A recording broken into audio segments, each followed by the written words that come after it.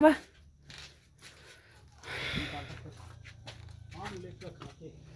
Good morning गाइसहरू। आज चाहिँ म भने मेरो आमा आप्पाको माइत घरमा आएको छु।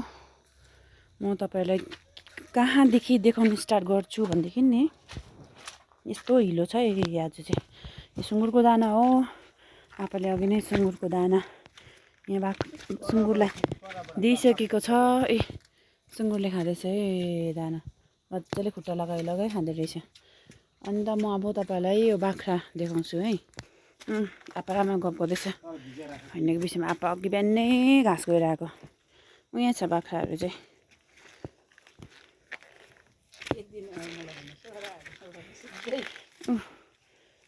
चारवटा चाहिँ पाठापाठीहरू यहाँ मुनि दिएर राखेर घाँस दिँदो रहेछ। किनभने यिनीहरूलाई खोरमा दियो भने चाहिँ सबै उयो गर्छ अरे नि त, टेकेर मैला बनाउँछ अरे। यहाँ चाहिँ भनेदेखि ठुल्ठुलो रहेछ। यता हेर, अब तिमीहरूलाई हाई हेलो गर भन्यो भने गर्नु सक्ने होइन।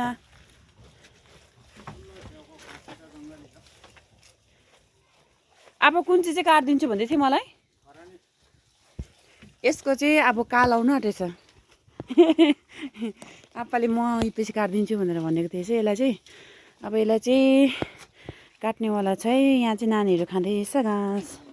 खै मैले त नकाट्नु नि भनेको, आप्पाले काटिदिन्छु कि काटिदिन्छु भन्छ। बढ्दैन रहेछ यो भनेर भन्दो रहेछ। अन्त चाहिँ यहाँ चाहिँ पऱ्यो किचन, पर चाहिँ खाना बनाउने कोठेर, यहाँ चाहिँ टोइलेट, अनि यहाँ चाहिँ हाम्रो कोठाहरू। हाम्रो आप्पाले बर्खाको टाइम भएर हेर्नु न, लुगाहरू यत्तिकै राखिरहेको रहेछ साथीहरू। यस्तो छ है नजाराहरू।